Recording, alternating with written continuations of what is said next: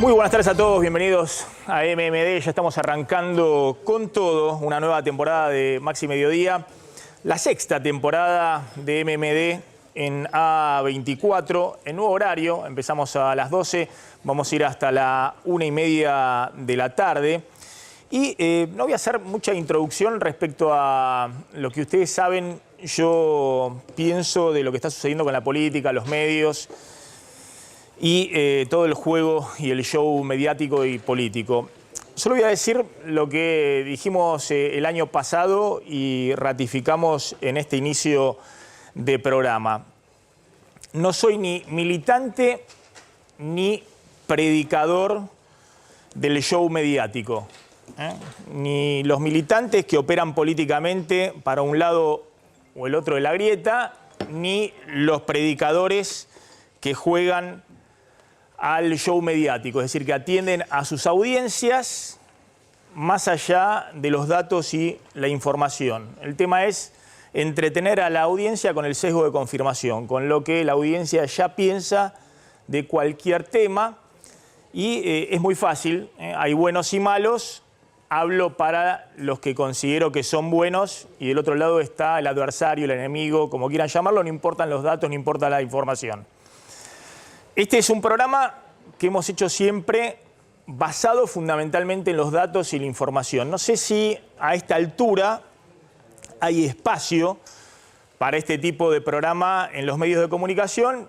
Le agradezco a A24, a América, que sigue apostando un año más con esa idea. Pero esa es mi convicción, es mi pensamiento y es lo que pienso del periodismo. Y también es lo que pienso de la grieta y de los militantes de un lado y del otro de la grieta y sobre todo de esta nueva especie que son los predicadores. Les va muy bien asegurándose alimentar a su audiencia con las creencias y las certezas que su audiencia tiene. No importa los datos. Algunos porque lo falsean ex profeso, otros porque son ignorantes y no saben ni siquiera leer un dato, o recabar la información o poder analizarla. Yo soy periodista, soy economista y lo que vamos a hacer en este programa es lo de siempre. Brindar información, análisis, en algunos casos opinión, pero siempre fundamentada en los datos, en la realidad. También quiero en este arranque decir algo respecto al juego de la política. Es muy impresionante cómo juegan a la grieta en la política en el inicio del año electoral y cómo la realidad los pasa por encima. Vuela la inflación, la Argentina tiene en este momento toda una discusión si se dispara o no aún más el dólar y detrás de eso se espiraliza la inflación. Seguimos en ese escenario de tensión permanente, ahora van a ver los datos, y además avanzan la inseguridad, el narcotráfico. Un ratito vamos a hablar de lo que está sucediendo en Rosario. Y en ese contexto la única preocupación es la definición de la interna dentro del oficialismo o de la oposición. Están pensando en cómo quedan unos y otros posicionados en los próximos meses, primero porque tienen una cuestión de financiamiento, de guita, cualquiera que es candidato la levanta con pala, de los empresarios, de los propios organismos del Estado, ya sea a nivel nacional, en la provincia de Buenos Aires, en la ciudad de Buenos Aires, en las gobernaciones.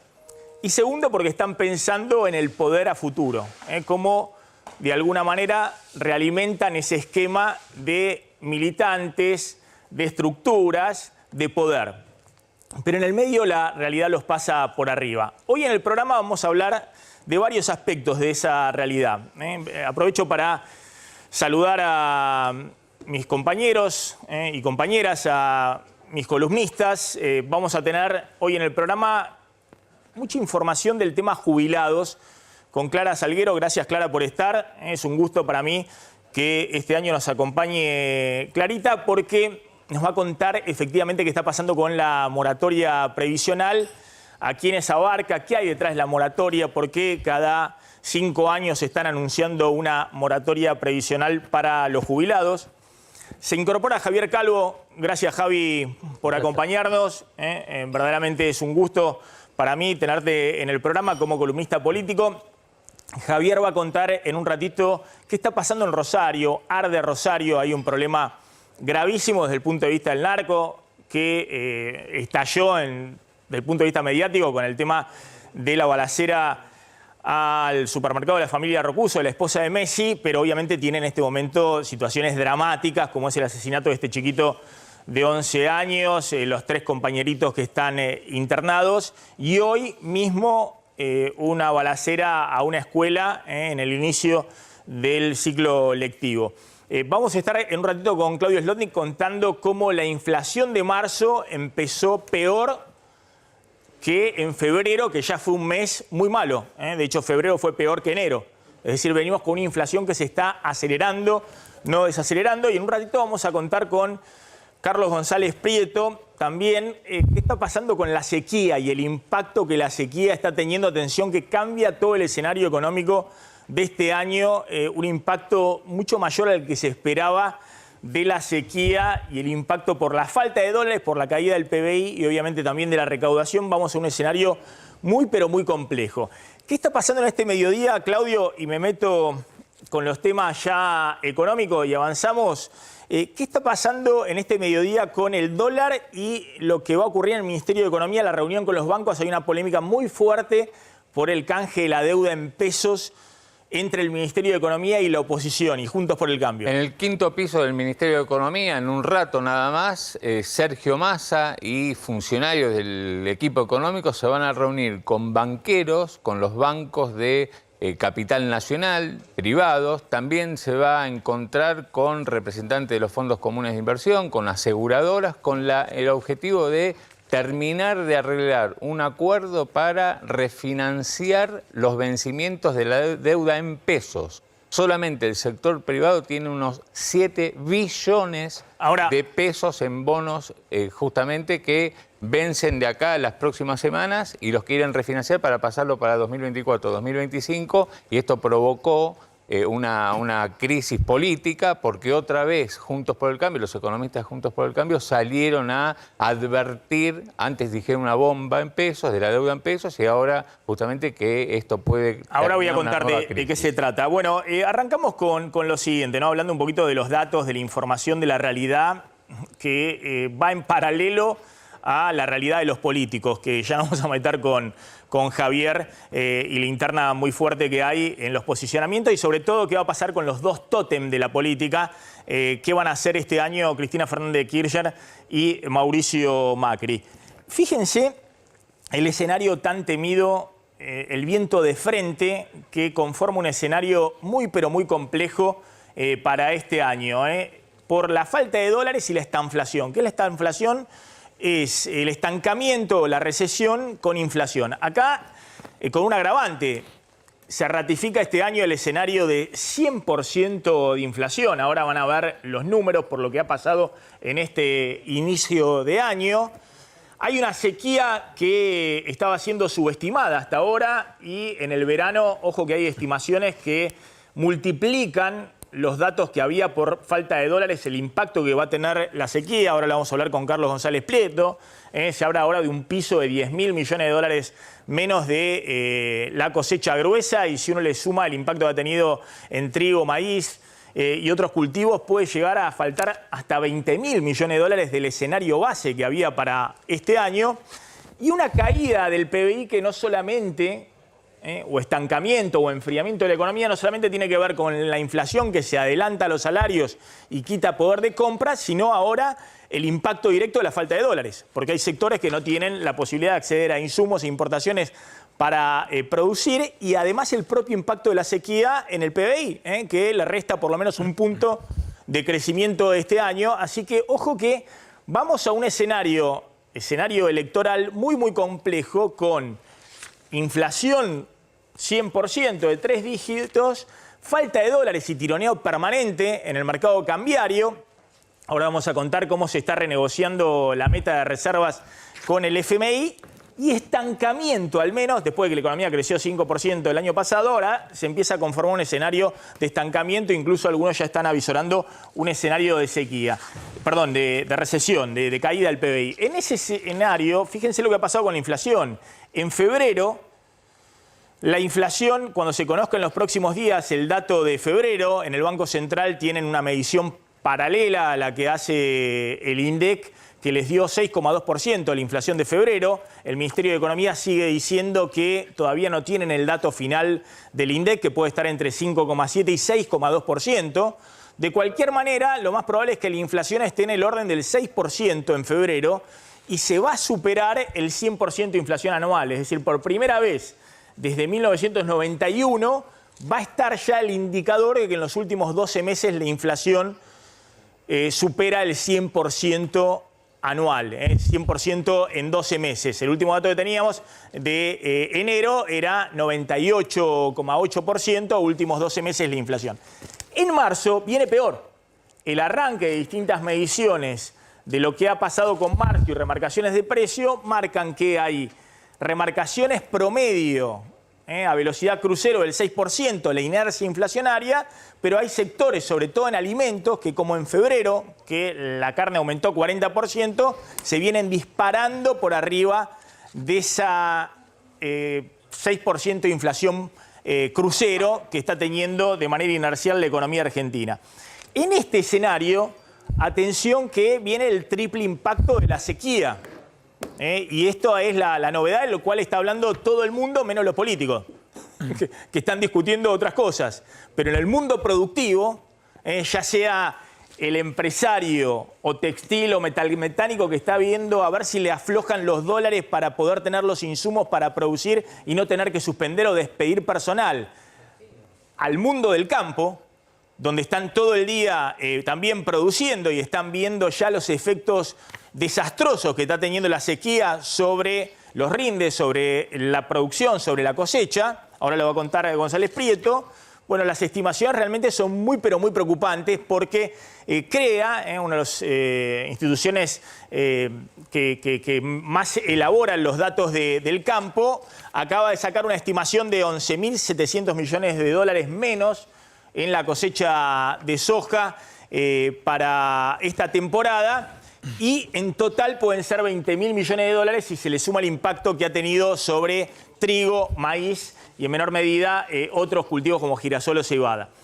Atención con esto porque no solamente, insisto, esto tiene un impacto directo en la recaudación de retenciones por exportaciones o en el PBI agropecuario, que impacta en todo el PBI, se disemina en toda la economía, sino también tiene un impacto muy, muy fuerte respecto a los dólares que va a tener disponible el Banco Central para pagar importaciones, para poner en movimiento el resto de las actividades productivas. Y atención que el segundo impacto, como les decía, es menor recaudación tributaria. Esto le mete más presión a todo el sendero fiscal con el Fondo Monetario y la caída del PBI. Ese escenario, ojo que es un escenario muy, pero muy complejo que en un ratito vamos a estar analizando, como también el tema de qué está pasando con el canje de deuda en pesos, que es la gran discusión en este momento que va a anunciar hoy el Ministerio de Economía. En un ratito también vamos a hablar de lo que ha pasado con el Fondo Monetario, que se van a redefinir las metas de acumulación de reservas, sobre todo con el FMI. Atención que esta es una discusión que se puede conocer entre hoy y mañana. Pero voy a hacer un anticipo, y ya nos metemos con el tema jubilados y después vamos al tema Rosario. Voy a hacer un anticipo de lo que está pasando con el tema deuda en pesos. Porque atención, bueno, este es el tema. Ojo que se redefinen las metas de acumulación de reservas con el FMI y hay toda una discusión con el tema de la deuda en pesos, que es una discusión que más allá de la política tiene que ver con qué puede pasar con la inflación y con el dólar en los próximos meses. Ahora lo vamos a contar y de nuevo hay una pulseada muy grande entre el gobierno, el Ministerio de Economía y la oposición. Voy al móvil porque ahí en el móvil me están llamando. ¿Qué está pasando ahí en el móvil? Bueno, esto está pasando en este momento con el móvil. Ella, la mamá, tiene su puesto. Sí, tiene la manta como nosotros, como todos nosotros. Esto es en Retiro, esto es en Fíjense Retiro. lo que nos decía, ¿no?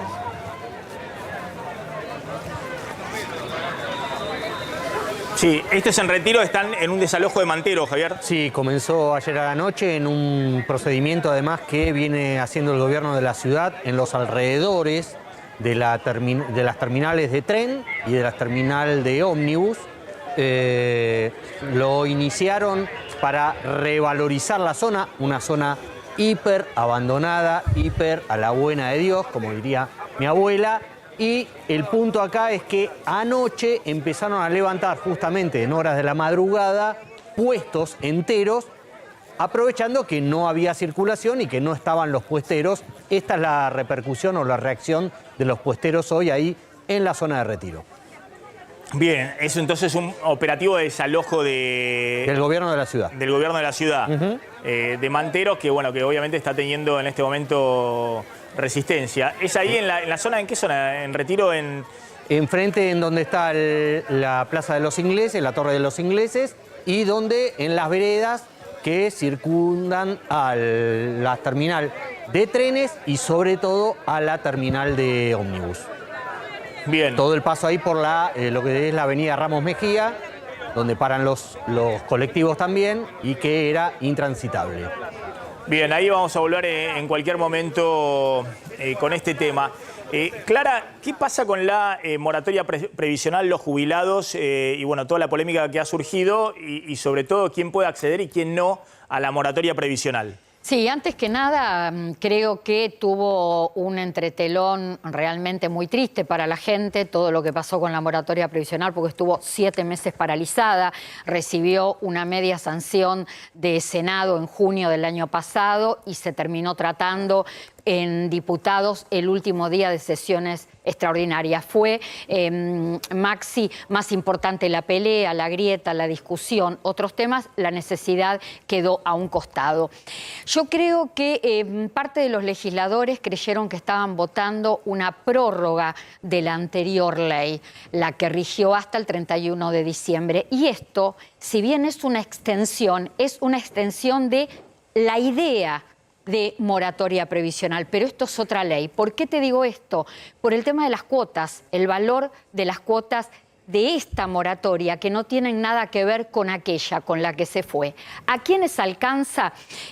Dos grupos. De manera inmediata alcanza a todas aquellas mujeres con 60 años cumplidos, hombres con 65 años que no tengan los 30 años con aportes. Van a poder regularizar periodos faltantes hasta el 31 de diciembre del año 2008 y esto lo podrán pagar hasta 120 cuotas descontado del haber de jubilación. Es lo más sencillo, lo más inmediato. Segundo grupo, aquellos que les esté faltando hasta 10 años para obtener la edad jubilatoria, es decir, entre 50 y 59 años las mujeres y entre 55 y 64 los hombres, y que no tengan tampoco años con aportes. Se preparan la prejubilación. También con la posibilidad de pagarlo en cuotas hasta 120 meses.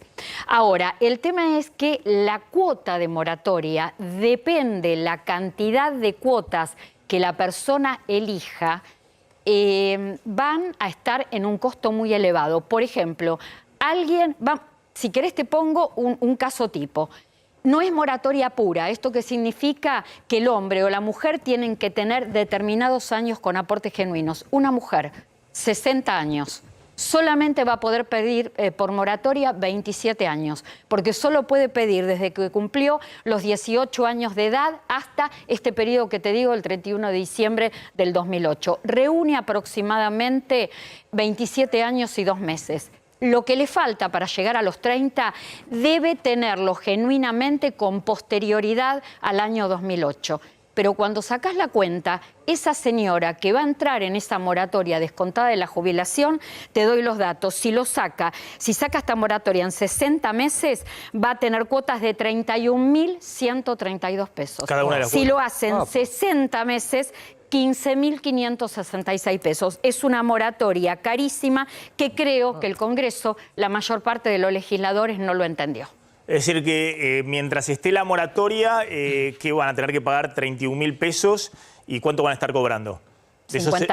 ¿Eso se deduce de que de la jubilación mínima van a estar cobrando cuánto? La jubilación con moratoria cae pesos. siempre en un haber mínimo, en 58.665 pesos. Cobrarían algunos 27.500 pesos de jubilación y otros 43.000 pesos. Casi el 50%. Claro, en un caso te sacan claro, de porque jubilación. atención que es una moratoria en este momento que hay una situación fiscal muy compleja, que además no va a impactar fundamentalmente este año, sino que fundamentalmente en los próximos años, pues no es que se van a jubilar todos este año, hay que ver cómo se pone, cuál es el cálculo de cuántos pueden jubilarse este año por la moratoria previsional. En forma inmediata, 742.000 personas, de las cuales la mayoría son mujeres, 447.000 mujeres y 295.000 hombres. Son los que ya, al momento, que pueden ahora. Claro, pero tienen que inscribirse, tienen que anotarse y tienen que empezar. Hay que esperar primero. Esta semana ya avisaron, ya anunciaron que se publica la ley en el boletín oficial. Los empleados de ANSES que le van a tener que hacer frente a la afluencia de público ya están capacitados para iniciar, y las distintas bocas de atención de ANSES estarían en condiciones de comenzar a iniciar en aproximadamente 20 días. Quizá pueda ser antes o después, pero no creo que sea de acá a más de un mes. Pero a ver, repetí entonces, un caso donde se necesitan 30 años de aporte para jubilarse con la jubilación plena, ¿no? Alguien que le falten 10 años de aportes, por ejemplo. ¿Cómo se calcula? Se calcula de la siguiente manera. Gracias a Gaby Greinstein, que me ayudó con todo el tema de los cálculos. El tema es así. La cuota va a tener un valor del 29% de lo que es la remuneración mínima imponible en la Argentina.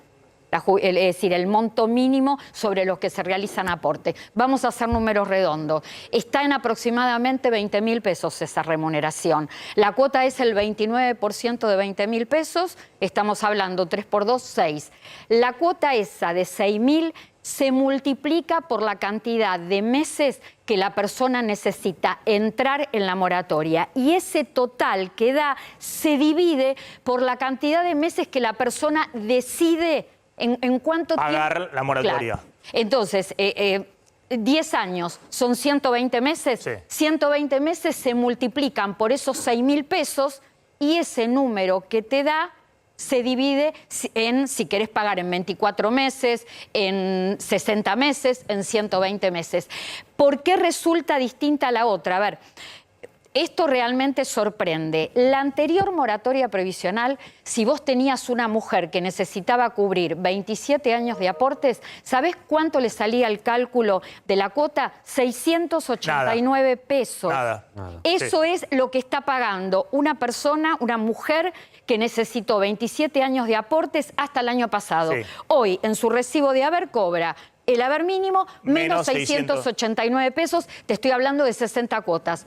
Si se jubila su amiga hoy, bueno, hoy en 60 cuotas, esa persona tiene que pagar 31.000 pesos. 31.000 pesos cada cuota. O sea que ojo que no es una moratoria gratis, digamos, no es una moratoria que no tenga un costo, pero del otro lado tiene el correlato de la estrechez fiscal y el problema que hay de fondo en el sistema previsional, que decimos siempre, ¿no? El tema de que 1 de cada 3 trabajadores está en negro, entonces, más allá del gobierno de turno, cada 5 años van a tener que hacer una moratoria si no se resuelve el problema de fondo. Y justamente la necesidad, porque acá vos podés hacer esta lectura, es una moratoria cara, las moratorias no le sirven al sistema de seguridad social, no le sirve al Estado ni le sirve a la gente, porque se terminan jubilando con estos montos. El Estado, si no baja la inflación, tiene que cada vez dar más refuerzos a mayor cantidad de personas, pero la realidad es que la moratoria era necesaria. ¿Por qué? Porque hoy, Maxi, solo pueden reunir una historia laboral de 30 años, 1 de cada 10 mujeres,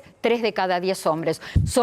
Es en esa cantidad y en esa proporción los que se pueden jubilar con una historia genuina, continua y permanente de 30 años con aporte. Los demás, ninguno. Bien, vamos a hablar sobre el tema. Claudio, contame lo que está pasando con la inflación en marzo. Bueno, arrancó más alta en esta primera semana que transcurrió, más alta que en febrero, más alta que en enero, con lo cual estamos frente a una aceleración inflacionaria en el peor momento, justamente cuando el gobierno lo que pretendía era que la inflación fuera para abajo. Bueno, en vez de ir para abajo, por lo menos en alimentos, está yendo hacia arriba. Lo concreto concreto que hay que decir es que por fuera del acuerdo que firmó el gobierno con las fabricantes de alimentos y con los supermercados de tener precios justos, digamos, algunos precios congelados y otros que aumenten al 3,2%, por afuera de ese acuerdo, el resto de los alimentos, la gran mayoría, está incrementándose entre 5 al 10%, ya sea a los supermercados, pero sobre todo a los autoservicios, almacenes, donde no existe el programa de precios justos. Entonces, por eso después cuando va el INDEC a medir, vos tenés aumentos en los alimentos bastante más fuertes que el 3,2% que firmó el gobierno. Y además hay que sumarle a esto el tema de la carne, el pollo, los huevos, que en las últimas semanas fue de lo que más aumentó. A ver, vayamos a algunos aumentos de esta última semana, la semana que terminó el viernes. El pollo 10% adicional al 44% que ya se había incrementado en el mes de febrero.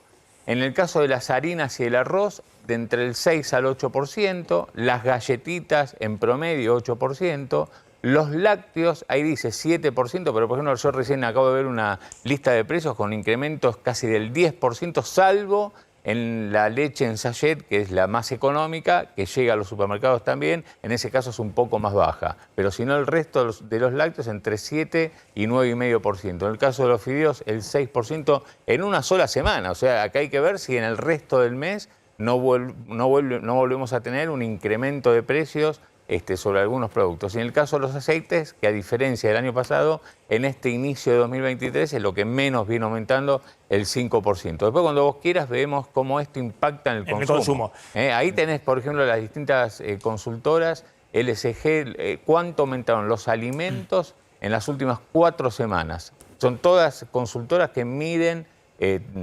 monitorean la evolución de los precios semana tras semana. LSG 6,8% en alimentos, EcoGo 7,8% y Ferreres el 9%. Y Ferreres suele ser una consultora que, digamos, de los que miden todavía más abajo que el INDEC. Bueno, en este caso, alimentos 9%. Lo que es evidente, más allá del número fino, es que febrero dio peor que enero. La inflación, sobre todo en alimentos, aunque la general puede estar también en 6,2%, y marzo es habitualmente un mes donde la inflación siempre corre más elevada que enero y febrero, por eso están viendo que puede acercarse al 7% en marzo. Está nuestra colega Paula Wilberger en el Mercado Central. Paula, ¿qué tal? ¿Cómo estás? ¿Cómo están? Muy buenos días. Estamos recorriendo carnicerías, chequeando el precio de la carne. Sabés que acá en el Mercado Central muchos de los locales están adheridos a un sistema de precios que se llama precios accesibles, que son precios propios del Mercado Central. Todos los miércoles se juntan, hay reunión para evaluar qué precios se tocan, qué se aumenta, qué se mantiene en promo y qué sigue como la semana anterior. Es semana a semana se modifican estos precios. Nos contaban, por ejemplo, que de enero a ahora hubo un 20% de aumento. Ese fue el registro. Y el último registro, ahora, el 1 de marzo, un 5% más. Claro, Paula, y efectivamente decir que sigue aumentando la carne y el pollo en marzo después del impacto fuerte que tuvo en febrero, digamos, que fue todo el impacto, claro, ¿no? Ahí el 40%. En febrero tuviste 43% sí, en el mercado de cañuelas y paulatinamente se fue trasladando justamente a los mostradores. ¿Y qué dicen del consumo, Paula? Sí. ¿Qué dice ahí ver, no sé, el carnicero o la gente de ahí? Si el consumo se pudo sostener o empezó a ajustar de nuevo. ¿El consumo se sostiene a pesar del aumento? Sí, bueno, entre semanas es un poquito más tranqui, pero los fines de semana sigue siendo la cantidad de gente de siempre. Sí, porque los precios son un poco más bajos que en el resto de las carnicerías. Sí. A los barrios, por ejemplo, ahí encontramos precios más altos. Sí, totalmente. Aparte acá viene la familia y lleva bastante carne por quincena, por mes, vienen muchas familias. Para estoquearse. Sí, correcto. Bien, y para ganarle un poquito al aumento, ganarle un poquito a la inflación y comprar al precio de hoy. Sí, totalmente. El que puede o el que vive cerca no lleva tanta cantidad, pero sí. El que puede, vos lo dijiste. Sí, el que puede. ¿Qué es lo que más se lleva? Y bueno, lo que es paleta, rosbif, que son los cortes que tenemos en oferta. ¿En qué precio están? Mirá, el rosbif está a 1.470 y la paleta está a 1.550. Ahí ya tenés churrasco, ya tenés para hacer guiso, ya tenés para hacértelo picada, ahí tenés variedad de comidas. Después para milanesa, ese es un clásico, siempre llevan. Tenés acá también en oferta la milanesa. Acá está 1.690, cuadrada y bola de lomo. Bien, decías que había 3 categorías. Contanos en qué consiste esto. Sí, nosotros trabajamos acá el novillo pesado, novillito premium y ternerita. Bien, ¿y diferencia de precio entre esas 3 categorías? Sí, entre esas hay 100 pesos, 70 pesos. No, no es tanto. Bien. ¿Sabes qué? Nos decían también que uno de los motivos de los aumentos fue que el precio está atrasado porque el año pasado no se trasladó a los mostradores, a las heladeras, el aumento que tuvo el kilo de Hacienda en pie, el kilo vivo.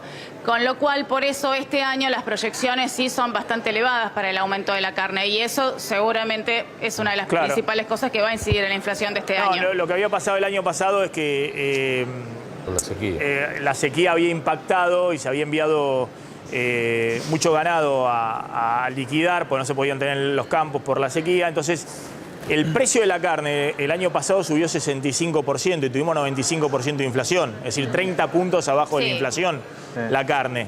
Eso fue por primera vez un reacomodamiento en términos de lo que es el salario respecto a la carne. Pero bueno, ahora viene el ciclo inverso, porque obviamente empieza a recuperar, ¿no? Cuando tenés 95% o 100% de inflación no puede haber precios que corran al 60% en esta economía. Y cuando ocurre, en algún momento se van reacomodando. No, y se va a agudizar también por lo que vos decías al comienzo en la editorial, la sequía que pega en la agricultura, obviamente 20.000 millones de dólares es soja, trigo, maíz, todos los cultivos extensivos agrícolas, pero también pega en la ganadería porque la productividad se resiente. Vos venías también con los precios pisados del año pasado, 40% por abajo de la inflación, y este año te explota todo. Es cierto que desde el gobierno también están siguiendo con mucha cautela este tema, porque en la fórmula de inflación tiene mucho peso el precio de la carne. Por eso hay acuerdos, y ahí ponen mucha fuerza en que se cumplan, con los exportadores para que saquen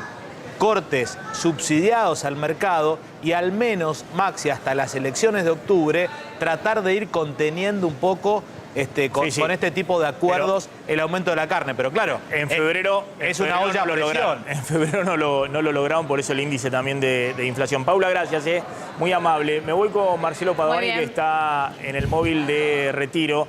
¿Qué está pasando, Marcelo, ahora? Hola, Maxi.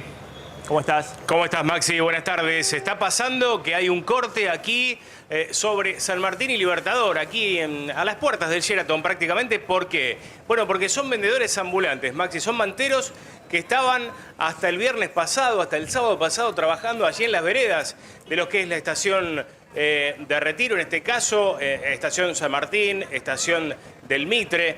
Allí estaban hasta el viernes pasado, pero un operativo del gobierno de la ciudad los desalojó el sábado de la madrugada y ahora están protestando porque quieren un lugar para volver a ubicarse. Vos imaginate, Maxi, lo que es este lugar de la ciudad, el alto tránsito y el caos, ¿no? Con una arteria cortada fundamental como es esta, que sale a Puerto Madero, que podés agarrar para ir para el norte, para el sur, podés agarrar la vía rápida también. Bueno, así está la situación ahora, Maxi. Mucha policía, muchísima policía. Ha habido algún tipo de escaramuza cuando la policía impidió en un primer momento que cortaran el tránsito, cortaron Libertador, los replegó hasta aquí y así está la situación, Maxi, con la infantería de un lado, con policía desarmada de otro lado y con los manteros que están aquí sobre la avenida San Martín, como vemos, manteros, vendedores ambulantes, aquí están cortando. ¿Dónde estaban exactamente localizados los manteros? Estaban en las veredas de la estación Retiro, Maxi. En las veredas de la estación Retiro. Ocurre que el gobierno de la ciudad anunció, mejor dicho, ¿hace cuánto tiempo que están ahí, digamos? De la zona. Hace años, décadas que están ahí en la vereda. ¿Estaban vendiendo? Sí, claro. Sí, obviamente, sí, claro. Hace muchos años que están, como también pasa en la estación Constitución. Lo que ocurre, como te decía, que el gobierno de la ciudad anunció un plan de reestructuración de la zona con cambios de paradas de colectivos y con reubicación de las personas para que puedan vender en otro lado, que todavía no está claro, pero están en ese diálogo. Marcelo, gracias. Volvemos ahí en un ratito. Vamos a Rosario. Ahora va a contar qué está pasando también Javier Calvo desde el punto de vista político, pero está nuestro móvil ahí en Rosario. Está Alan Vidaña. Alan, ¿qué tal? ¿Cómo estás? Maxi, ¿cómo estás? Muy buenos días para todos. Sí, estamos aquí justamente en el cementerio de La Piedad, en la ciudad de Rosario, en lo que dejó este asesinato del fin de semana, donde lamentablemente un chiquito de 11 años perdió la vida en la zona norte de la ciudad de Rosario, y nos acompaña Margarita. Ella es la tía de Maxi. Imagino que muy triste por esta situación tan difícil que le toca vivir, y un pedido de justicia. Sí, bueno, hola. Buenas tardes o buen día. Mi nombre es Margarita, soy la tía de Máximo, y yo lo que puedo decir, bueno, solo la justicia sabrá lo que hacer, porque yo casi no estoy en la calle, pero mi sobrino esa noche se fue a una cena de la tía Ana María y pasó un auto. Dicen, a mí me comentaron que pasó un auto y empezó a sacar un arma y empezó a tirar nomás. Pero no sabemos quiénes son, ni sé. ¿Usted vive en el barrio? Sí, vivo en el barrio. ¿Escuchó los disparos? Sí, escuché porque estábamos cenando y escuché, salí a ver y me encontré con mi hermana que le dispararon al Máximo, al hijo de Julio, y yo me quedé helada y no sabía cómo reaccionar. Y lo único que dije, bueno, solo Dios sabrá por qué. Es eso nomás lo que yo sé. Lo único que sé que me lo arrebataron a mi sobrino, mi amigo, mi compañero cuando estoy sola. Porque yo vivo ahí al frente de la cancha y siempre viene él a tomar mate conmigo, pero ahora me lo arrebataron. No sé quién fueron, pero si ellos están mirando, tienen que saber bien lo que hacen, no a dispararle a cualquier chico. Reconozco mi raza, soy un aborigen, no tengo un buen recurso, pero bueno, solo confío en Dios, que Él es el único que fortalece a cada persona. Y todas aquellas madres que están mirando, que traten de acompañarle a sus hijos, a hablarle y tratar de hacerle entender en qué mundo estamos parados. Terrible. Eso es todo. Bien. Gracias, señora. La verdad que es terrible, ¿no? La situación. Máximo falleció y estaba con otros 3 compañeritos que están en una situación muy difícil. Están internados, Alan, los tres amiguitos. Sí. Todos chicos muy chiquitos, ¿no? Sí, incluso uno de 2 años. Sí. Y uno que está internado todavía, ahora no sé nada todavía de él, que le van a sacar la bala que está en el hígado porque le perfora una pequeña parte, no sé qué. Margarita, así que vamos a ver cómo sale. Le quiero preguntar, ¿con qué frecuencia pasan este tipo de cosas en su barrio? ¿Cuántas veces escuchan disparos? ¿Cuántas veces se enteran de que muere gente acribillada? Y cada fin de semana, todos estos meses, o sea, en enero, en febrero casi no pasaba nada, todo tranquilo. Y justo este sábado ya otra vez como que volvió de vuelta. Y bueno, nos tocó a nosotros. Les tocó a mi sobrino, que no tenían nada que ver. No sé, Terrible. No entiendo. Terrible. Una tragedia. No entiendo por qué. Margarita, gracias. La acompañamos ahí en el dolor, bueno, una situación muy terrible. Alan. Sí, está bien. ¿Querés contar ahí, digamos, cuál es la situación? ¿Es el entierro de Máximo? Sí, recién, bueno, como comentábamos en la introducción, se estaba llevando adelante el entierro de este chiquito de Máximo, que falleció, como bien comentábamos, este fin de semana en la zona oeste de la ciudad, cuando autores desconocidos, que según testigos se movilizaban en un auto de color negro, dispararon contra este joven que también estaba junto a tres menores de edad que continúan en el hospital de niños con pronóstico reservado hasta el momento. Bien. Pero también el estado es crítico. Alan, gracias, muy amable. 64 muertos vinculados a la violencia, es decir, no estamos hablando de femicidios, no estamos hablando de otra cosa, sino vinculados a la violencia, 64 muertos en Rosario en lo que va del año. Es decir, cerca de un muerto por día, un asesinado por día. Habla de lo dantesco que es esto y que, como vos decías al comienzo, adquiere dimensión nacional frente a la balacera en el supermercado de la familia política de Lionel Messi. Internacional, ¿no? Porque todos los diarios del mundo, Totalmente. los narcos contra Messi, amenazan a Messi. Hubo ahí un mensaje, ¿no? Mafioso. Después se suma este hecho trágico, terrible, de este chiquito y los otros 3 baleados, 4 chiquitos baleados. Y esta mañana una balacera a una escuela. A una escuela, no hubo heridos, pero en el inicio del calendario escolar en Santa Fe hubo una balacera en donde se había dado un antecedente de una portera de hace unos meses de esa escuela que la habían detenido con 2 kilos de cocaína. Digamos, es complicado el tema, ¿eh? No es solamente las bandas, no es solamente la violencia, es también de cómo está diseminado esto en toda la sociedad y en, sobre todo, la fuerza de seguridad. Bueno, y los pases de factura, las declaraciones de Aníbal Fernández de los narcos ganaron, digamos, la idea de los pases de factura también del presidente en el inicio del año legislativo, acusando a la Corte Suprema de Justicia del crecimiento del narcotráfico en Rosario, que uno dice, bueno, la Corte tendrá muchos problemas, lo que fuera, pero lo mete dentro de su pelea política de la interna del Frente de Todos por el tema de la Corte Suprema y Cristina. La verdad que un gran berenjenal y sobre todo los rosarinos pidiendo a la dirigencia política local y nacional algún tipo de cordura y plan de acción, ¿no? para tratar de salir de esta senda que viene en escalada.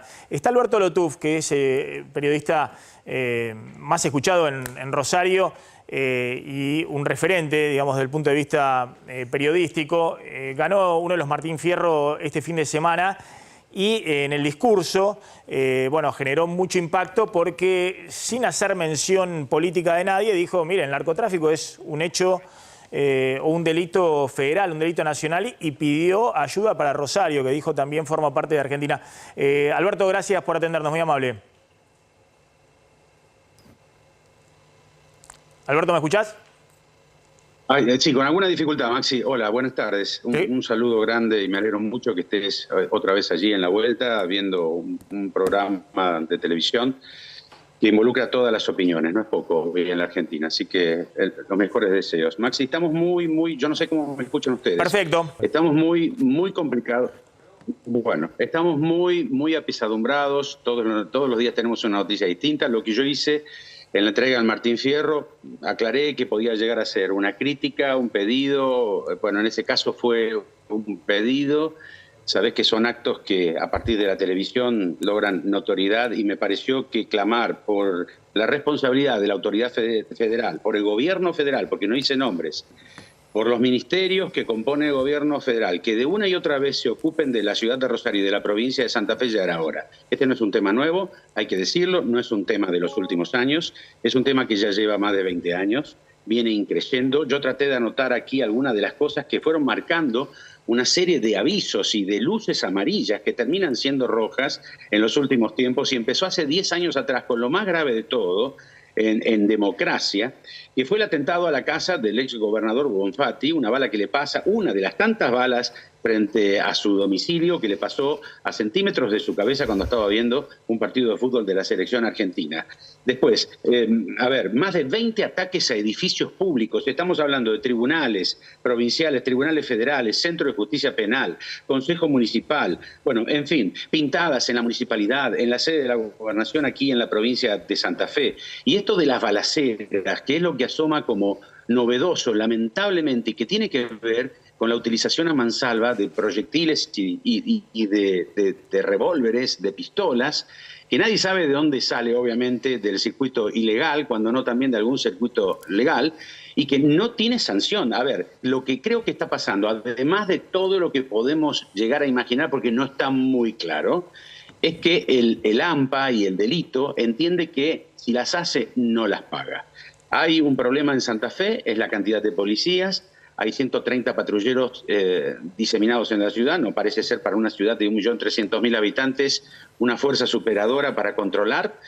No hay gente que quiera ser policía, esto es tremendo. La preparación se apura, entonces no es la mejor. Y la ausencia de gobierno federal. ¿Y por qué digo ausencia? Porque es notable, es notorio. Durante el kirchnerismo no hubo ayuda del gobierno federal. Y si mandaban algún gendarme, lo mandaban sin instrucciones o bajo la comandancia de nadie. Aquí lo que hace falta es inteligencia del gobierno federal para poder encauzar un poco todo esto, que es la prevención en definitiva, y que no cualquiera se anime, Maxi, y salga a la calle, dispare a mansalva y no haya consecuencias. Por un lado, estamos preocupados por lo que le pasó a la familia Messi, pero estamos preocupados porque nos pasa a todos. Y quizás el resultado positivo de lo que le pasó a la familia Messi tenga que ver con que el gobierno reaccione. Hay un grado de indiferencia frente a la jurisdicción federal. Esto es un delito federal. No parece preparada una policía provincial para atenderlo, y menos la municipalidad, que no cuenta con policía, no es como en otros lugares del país. Entonces, al increyendo de estos últimos años, bueno, jueces y fiscales que se la están jugando desde ya y que tienen custodia en forma permanente. A ver, lo que recién decíamos, empresarios que sufren las extorsiones, ya no pasa simplemente por el rufianismo y la prostitución. Esto que hizo conocida Rosario en algún momento como la Chicago argentina, ¿no? Está siendo conocida la ciudad porque cada uno hace lo que quiere. Cuando digo esto, los delincuentes hacen lo que quieren.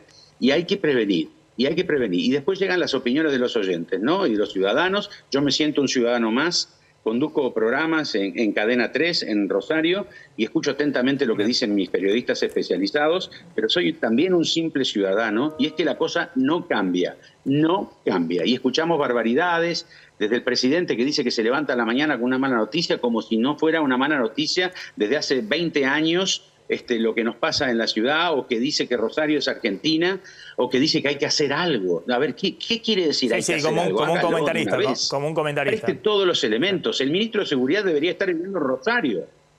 Está claro, como un comentarista más, ¿no? Sí, imagínate lo que decía Alberto recién. La justicia federal, que es la que tiene que intervenir en estos casos, en el caso de Rosario, los juzgados federales, casi la mitad están vacantes.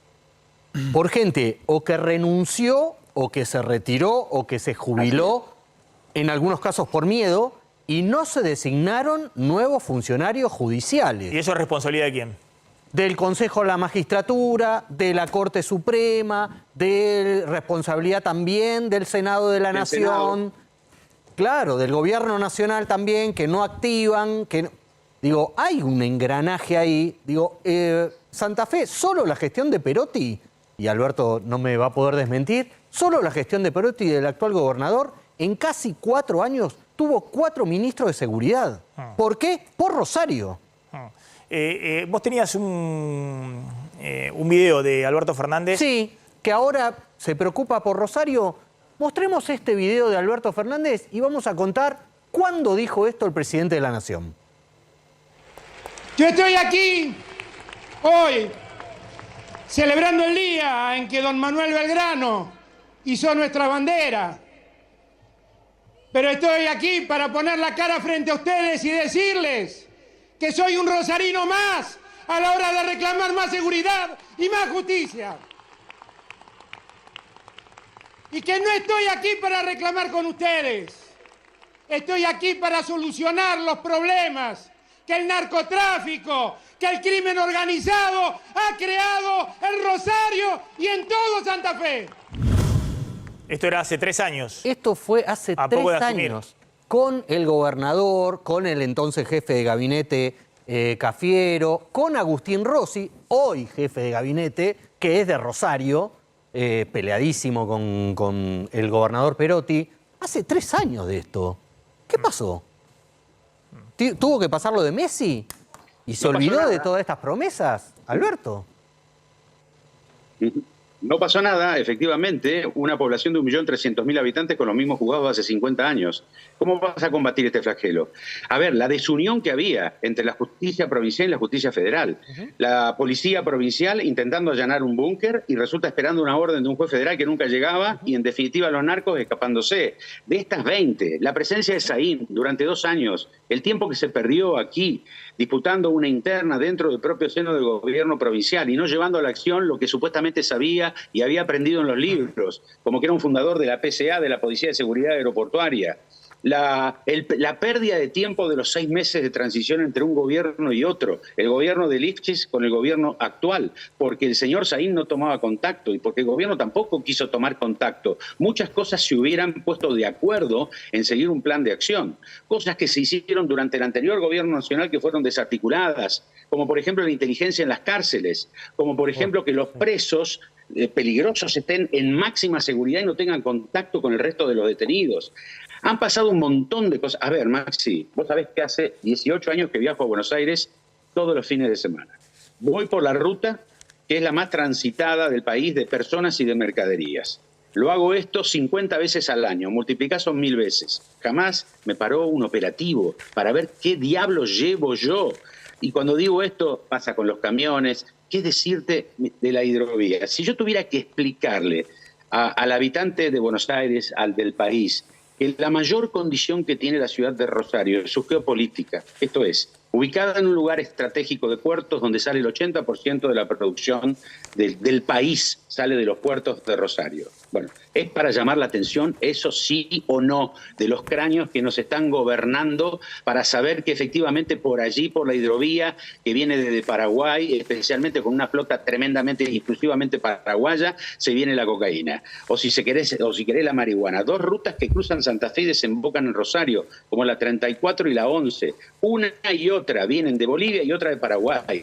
No hay operativos de control, hay uno cada tanto para conformar a la opinión pública, a la gilada, en definitiva.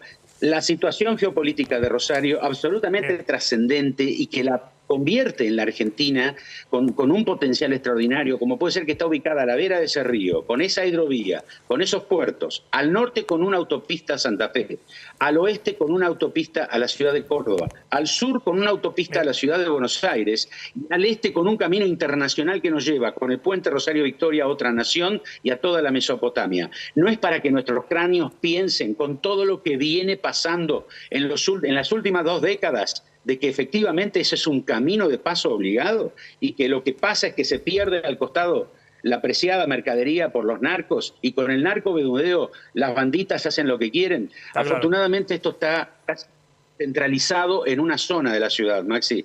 Está en la zona sur que está sufriendo todas las consecuencias.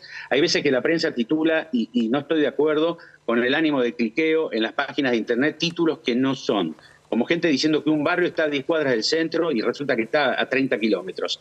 Pero no importa, a ver, las cosas pasan. Lo que hace falta es una solución y la cooperación inmediata y desinteresada de la nación, del gobierno federal, juzgados, policía especializada, mucha inteligencia. De otro tipo de coordinación y bueno, y no esperar a que las bandas narcos terminen cooptando la política, ¿no? Que tal vez buscan eso, ¿no? Claro. Son bandas, no son carteles, son bandas, bandas.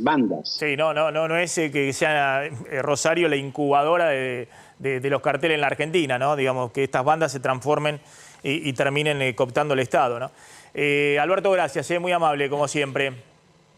Abrazo, Maxi. Gracias. Abrazo a toda la mesa. Ahí estaba Alberto Lotuf. ¿Qué está pasando en este momento en el mercado cambiario? Bueno, un mercado cambiario que está tranquilo, con los mismos valores prácticamente del cierre del viernes, 375 pesos el dólar paralelo y los otros dólares financieros, el dólar bolsa sin cambios 366 y el contado con liqui algo más arriba 373 pesos. Acá la clave vamos a ver más a la tarde si el Banco Central logra comprar dólares o sigue en marzo con mayoría de ventas. Bueno, a partir de lo que hablábamos antes, ¿no? La sequía tiene impacto en el tema de los dólares disponibles. Se está redefiniendo el acuerdo con el FMI. Se va a anunciar entre hoy y mañana las nuevas metas de reservas porque efectivamente no podían cumplir la meta de reserva para este mes de marzo habría que alcanzar reservas netas, dólares disponibles reales de 7.800 millones de dólares en el Banco Central, y hoy hay menos de 4.000 millones de dólares en el Banco Central, y a este ritmo a fin de mes va a haber menos de 3.500 millones de dólares, es decir, la mitad de los dólares que tendría que haber según la meta original del acuerdo vigente con el FMI. Massa estuvo negociando en la última cumbre del G20 y estuvo todo el equipo económico con Rubinstein, Madcourt y los otros integrantes del equipo económico en Washington negociando la revisión del acuerdo, que efectivamente va a flexibilizar para que la Argentina no quede en un incumplimiento que agrave todavía más las expectativas. Me dicen que también se van a modificar otras cosas dentro del acuerdo, no solamente el tema de reserva. Hay que ver muy de cerca qué pasa con el tema fiscal, porque hay un impacto en la recaudación también fuerte. Pero ¿qué es lo único que exige a esta altura el FMI? Que va a acompañar a la Argentina. El FMI no va a gatillar una crisis este año en la Argentina. No va a ser el FMI de otros tiempos que decía no te presto más, incumpliste el acuerdo, me corro y gatilla la crisis. Entre otras cosas porque el FMI no le presta nada a la Argentina. Es decir, este año va a haber que pagarle 4.000 millones de dólares más al FMI de lo que el FMI desembolsa, que es otro de los problemas que tenemos este año con el fondo. Vamos a ver si eso logran revisarlo en esto que se va a anunciar en las próximas horas. El año pasado el FMI le envió a la Argentina 5.000 millones de dólares más de los vencimientos que había con el propio FMI, y eso jugó a favor de las reservas. Este año juega en contra, al revés. Hay que pagarle más de lo que el FMI va a desembolsar. En ese sentido, el FMI quiere acompañar políticamente a la Argentina y que no se descalabre todo en este año electoral. Ahora, ¿qué es lo único que el FMI exige? Bueno, mantener el ajuste fiscal, porque considera que es la única ancla que tiene esta economía, que si en algún momento quieren hacer un plan platita en medio de la campaña electoral, esto se desborda y se espiraliza.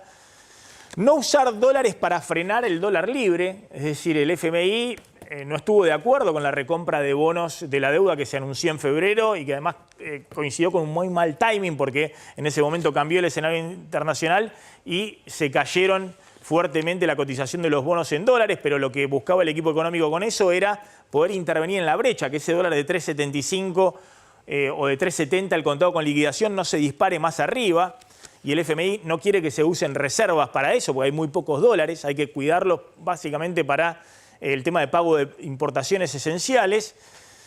Quiere acelerar las mini devaluaciones, el FMI, el crawling peg, es decir, las mini devaluaciones diarias del tipo de cambio oficial, porque no quiere más atraso del dólar oficial, y ese es un problemón en este momento, porque es cierto que no podés atrasar más el tipo de cambio oficial, porque en un momento va a explotar, pero atención que si acelerás las mini devaluaciones diarias, no tenés ancla para la inflación.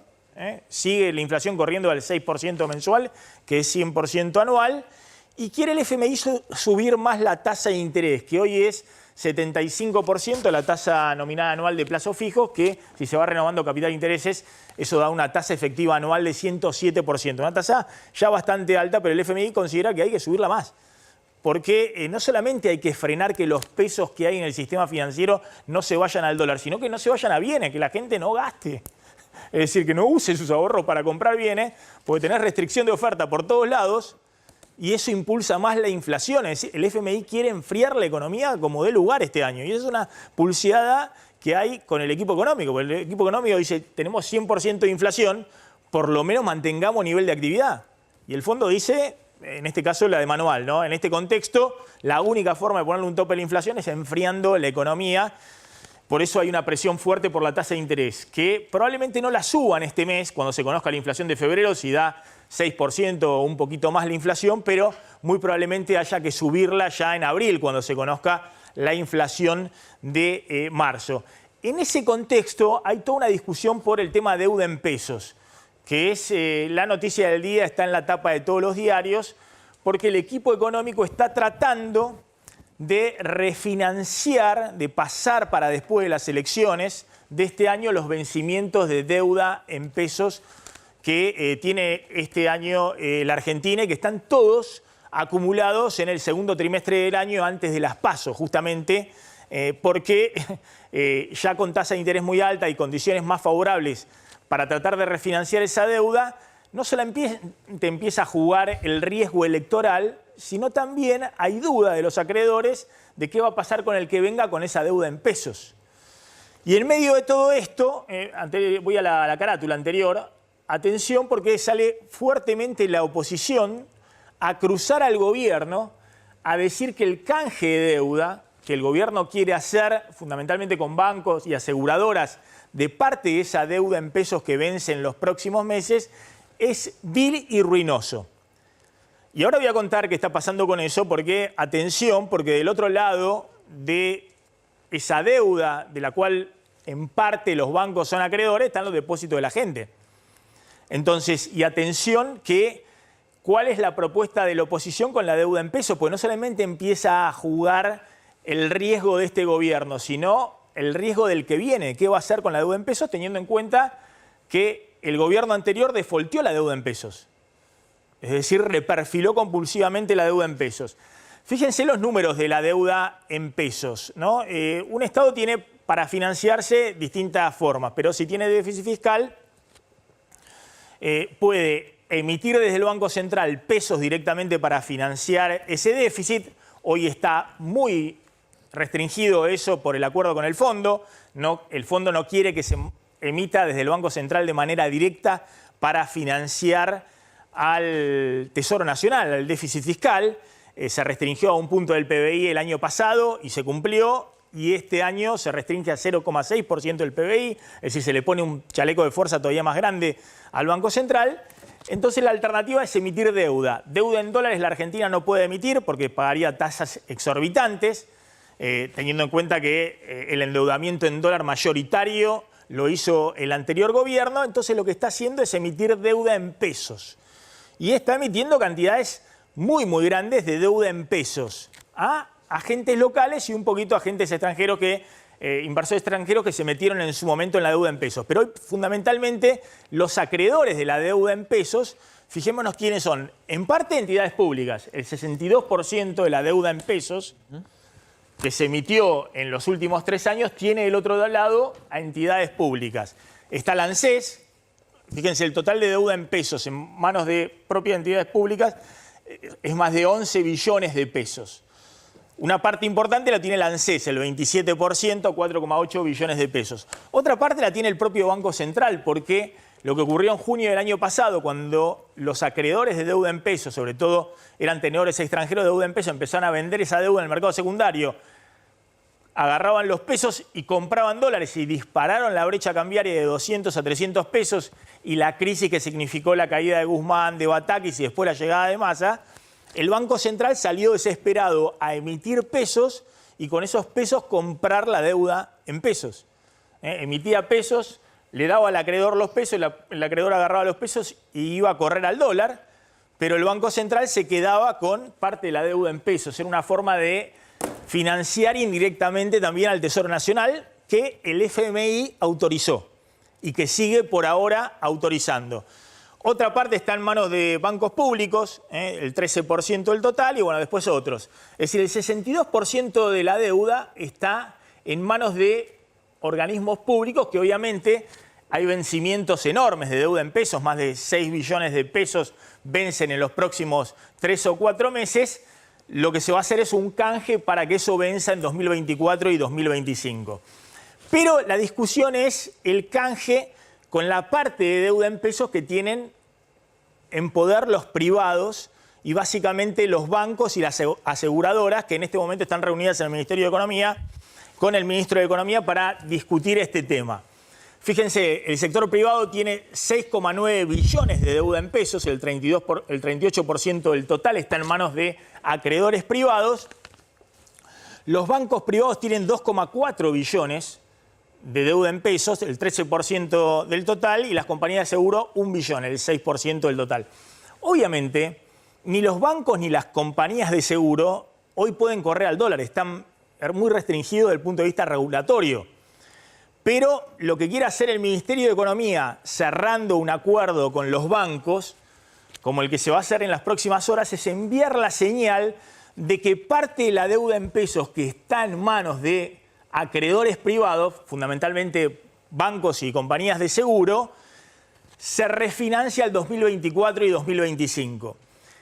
Para darle una señal, ahora van a ver quiénes pueden correr al dólar, y es el problema, y el gobierno no puede hacer mucho respecto a eso, pero darle una señal a los que pueden correr al dólar que entren también en un canje voluntario para tratar de pasar las elecciones, para que no toda la deuda en pesos caiga en pleno periodo electoral y que en algún momento digan, no, yo no quiero refinanciar más eso, dame los pesos, y que salga el Banco Central emitiendo pesos para comprar esa deuda y con esa deuda vayan a correr al dólar y explote el dólar en medio de la campaña electoral, el dólar libre, y detrás de eso la inflación.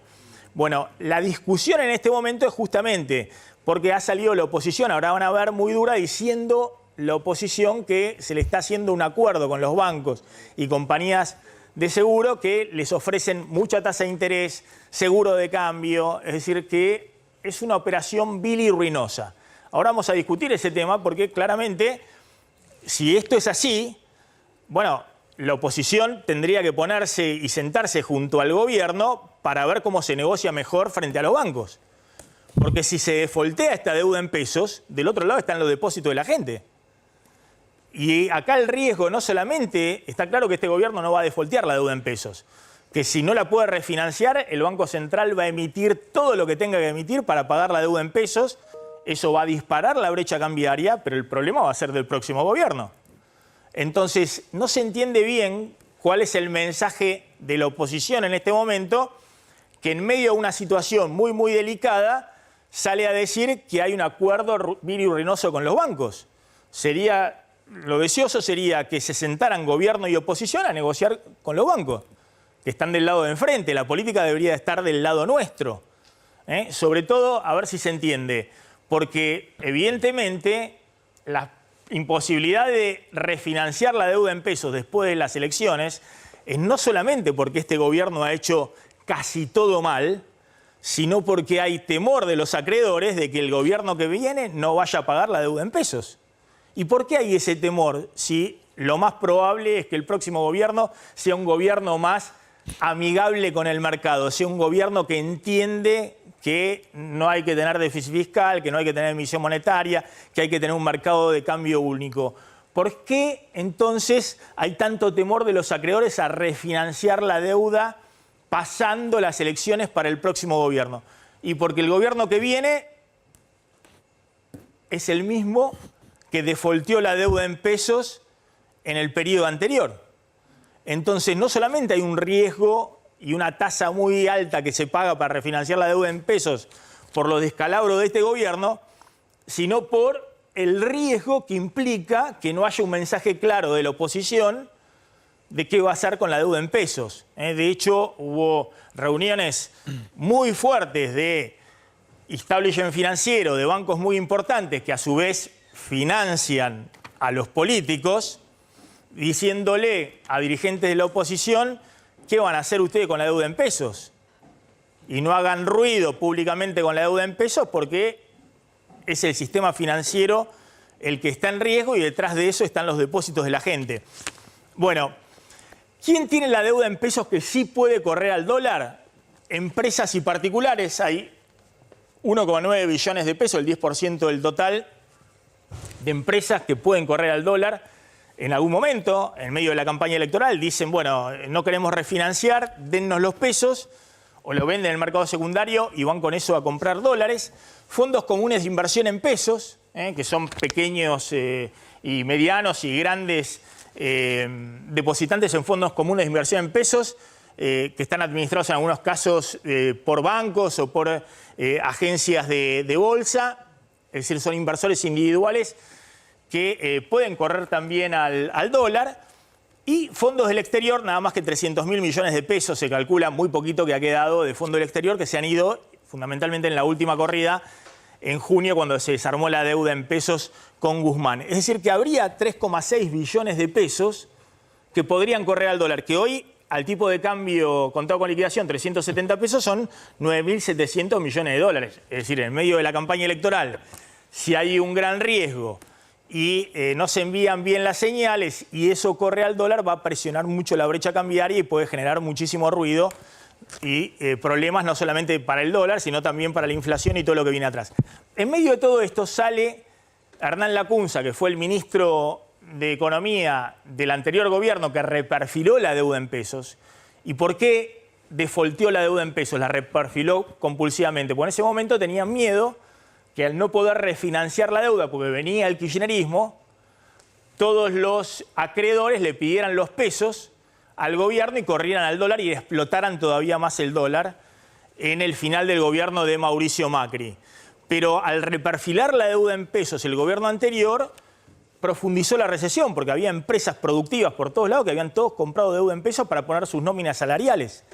Y con eso hacían muy buena tasa de interés, pero cuando le dijeron no te pago cuando te tenían que pagar, te pago dentro de un año, generaron un descalabro desde el punto de vista de la economía real.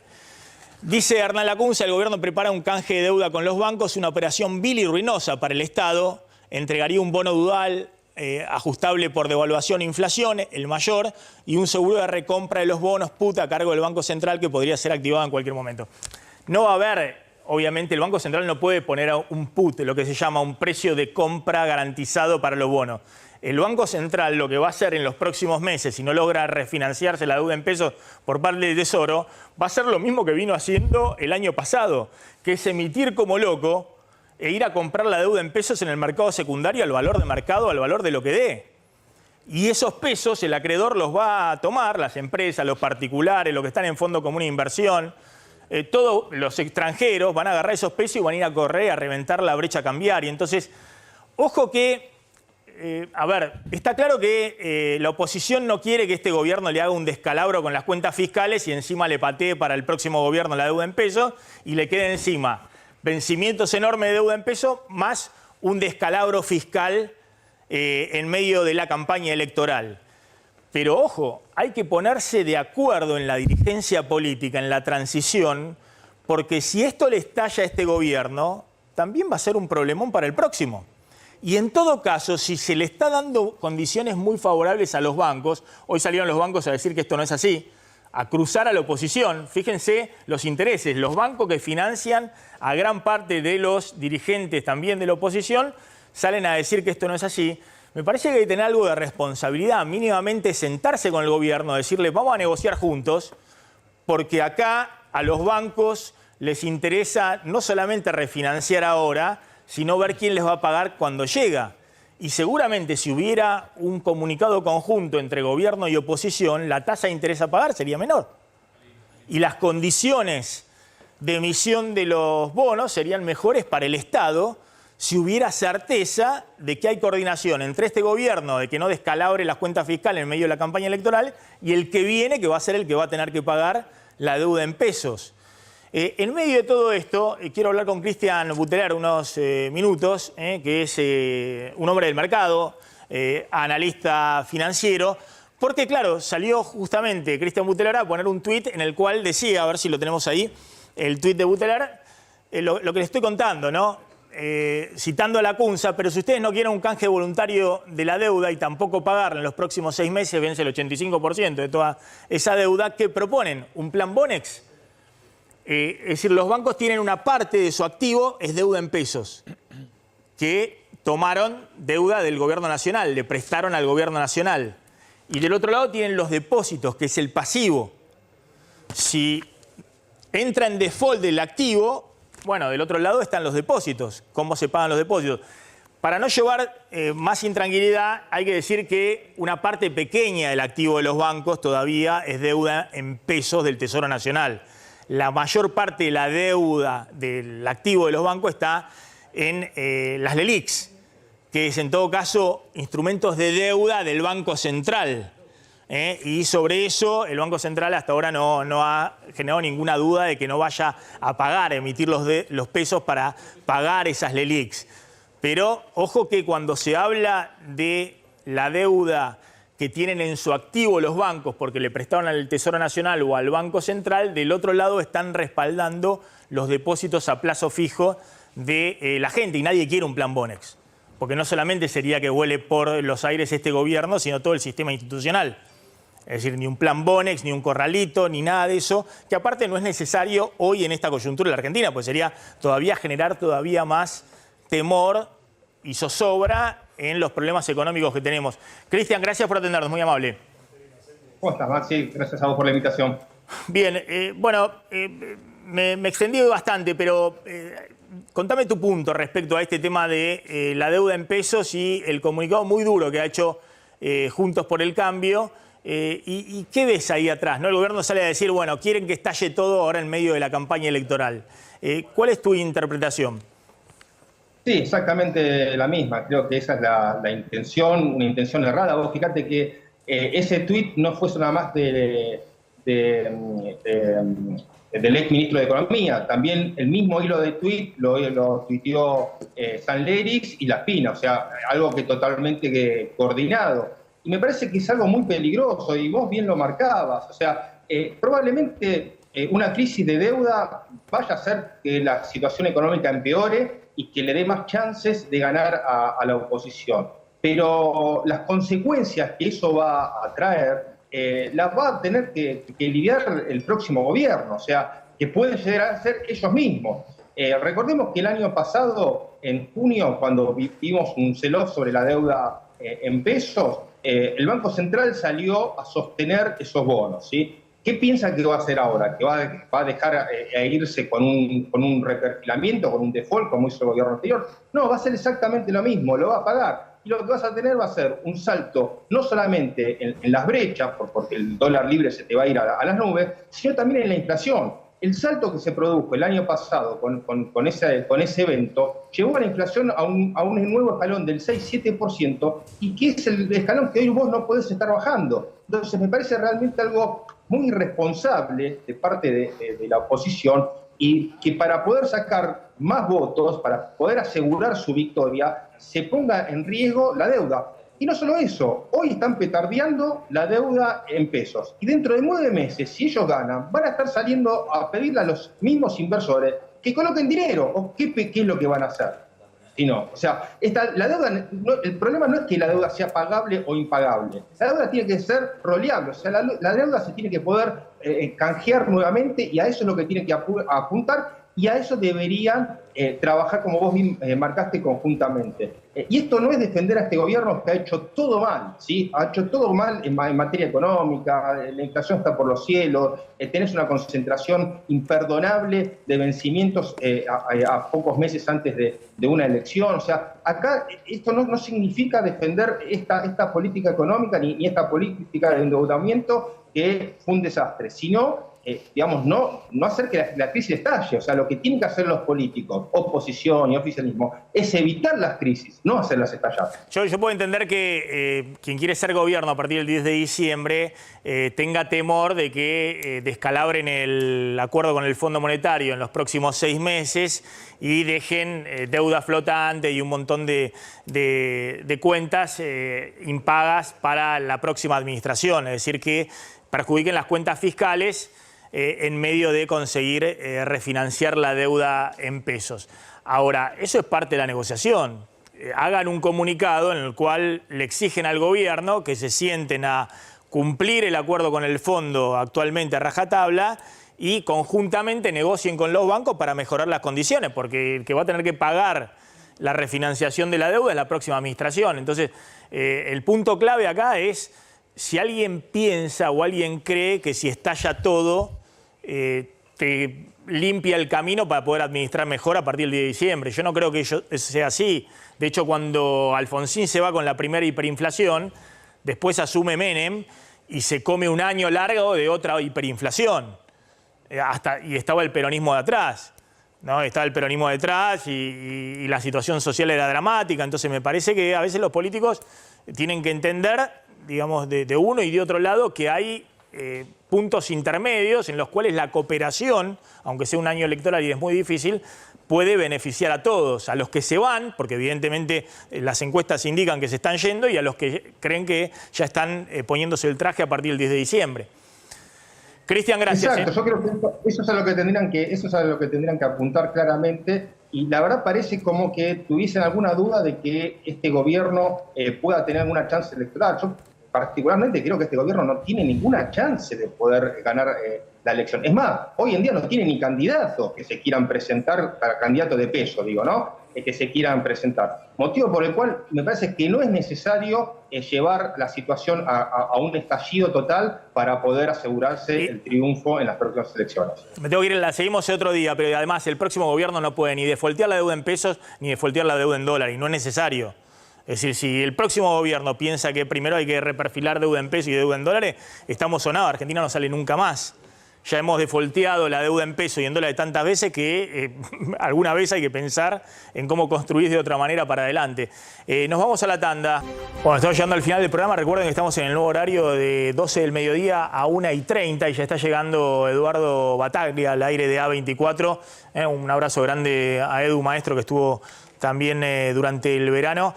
Así que estamos en los 2 minutos finales. Carlos, una línea respecto a la sequía, vamos a seguir en la semana porque es el tema que cambia el escenario económico este año. Bueno, vos lo adelantabas, ¿no? 20.000 millones de dólares. ¿De dónde está esta pérdida de 20.000 millones de dólares? 11.700 millones menos de dólares habrá este año producto de la caída en la producción de soja, que será de 31 millones de toneladas. En algún momento llegó a ser de 60 millones de toneladas. En el maíz estiman una pérdida de 38 millones de toneladas, con lo cual la pérdida en dólares será de 5.200 millones. Y en el trigo, que eso ya pasó, soja y maíz es estimado, el trigo ya se cosechó, hubo 37% menos, la pérdida fue de 2.700 millones de dólares. Estos 20.000 millones de dólares que estima CREA, Maxi, es para los principales cultivos. Ahora, si vos le ponés ahí ganadería, economías regionales y otras producciones más, el impacto va a ser mucho más fuerte. Me decía un importante jugador de los exportadores de cereales